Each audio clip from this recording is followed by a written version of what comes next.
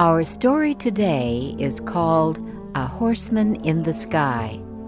It was written by Ambrose Bierce. Here is Roy Depew with the story.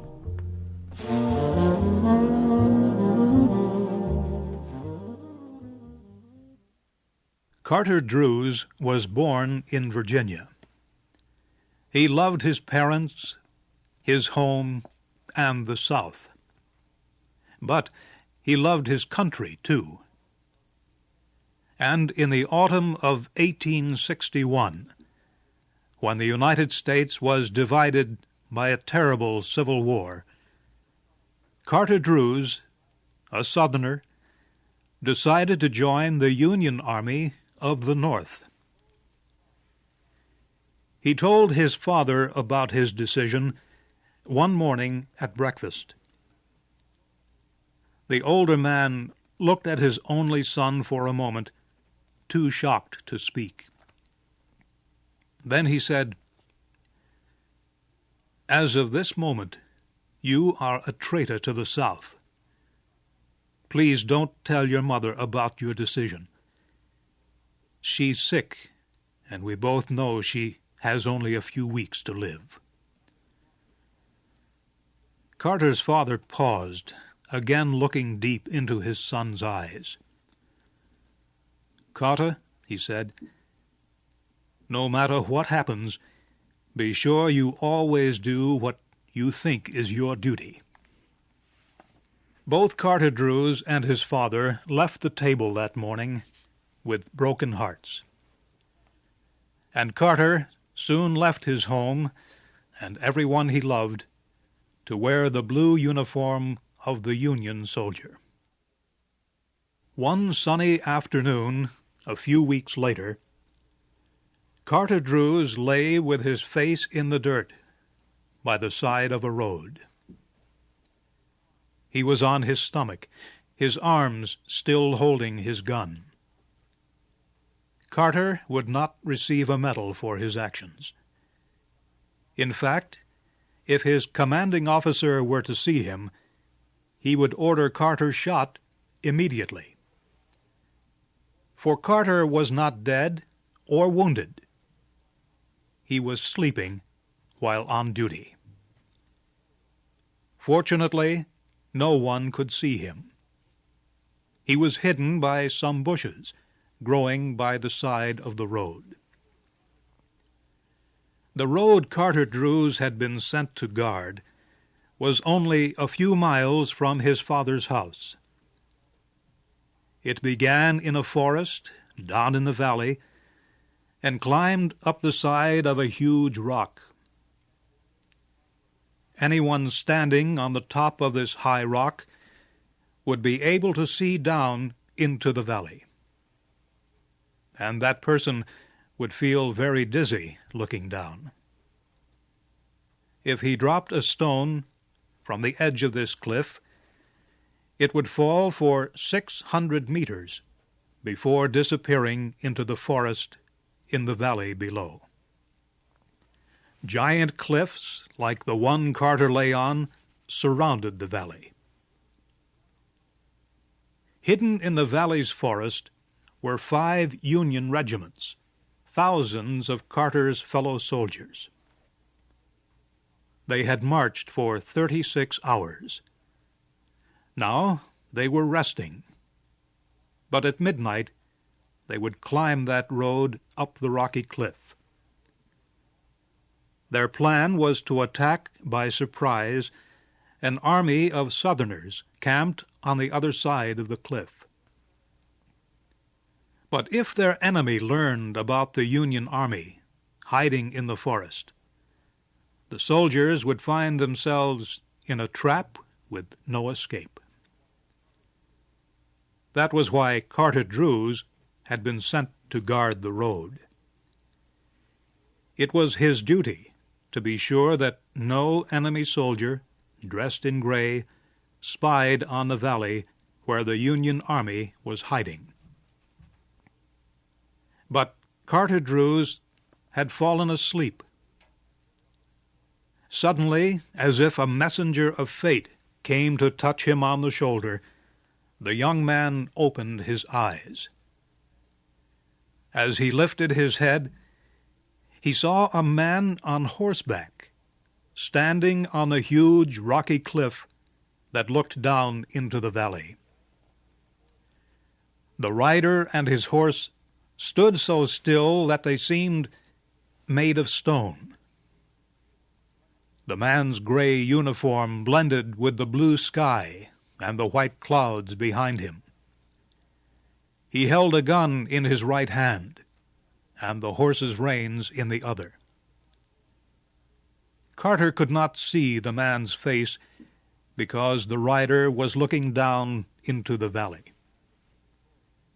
But the man and his horse seemed to be of heroic, almost gigantic size, standing there motionless against the sky. Carter discovered he was very much afraid, even though he knew the enemy soldier could not see him hiding in the bushes. Suddenly the horse moved, pulling back its head from the edge of the cliff. Carter was completely awake now.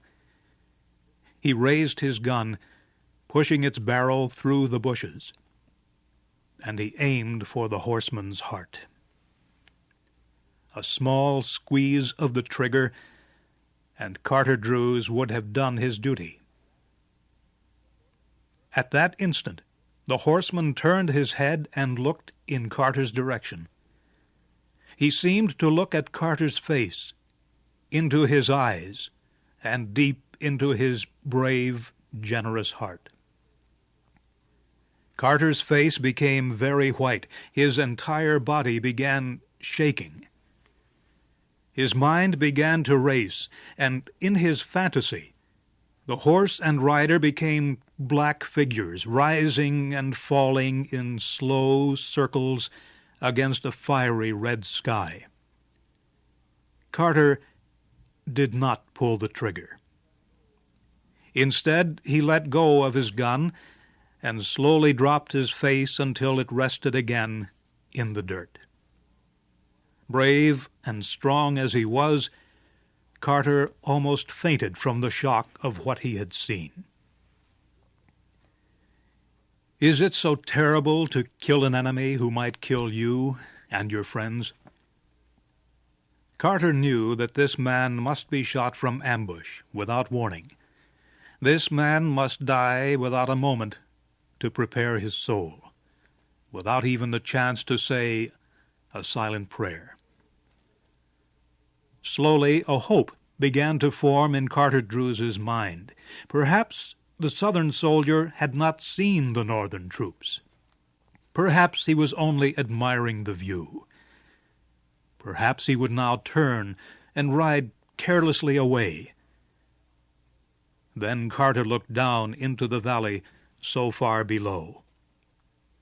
He saw a line of men in blue uniforms and their horses slowly leaving the protection of the forest.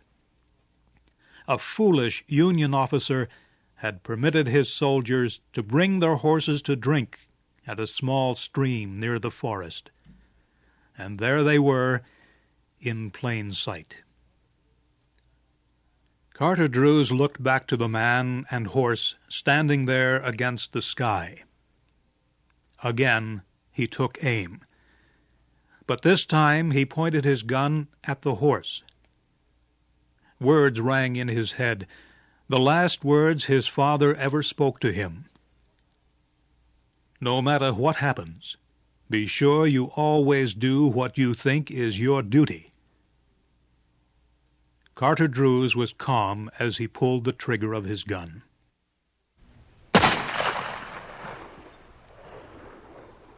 At that moment, a Union officer happened to look up from his hiding place near the edge of the forest.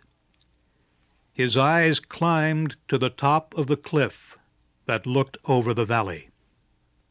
Just looking at the top of the gigantic rock so far above him made the soldier feel dizzy. And then the officer saw something that filled his heart with horror. A man on a horse was riding down into the valley through the air. The rider sat straight in his saddle. His hair streamed back, waving in the wind. His left hand held his horse's reins, while his right hand was hidden in the cloud of the horse's mane. The horse looked as if it were galloping across the earth. Its body was proud and noble.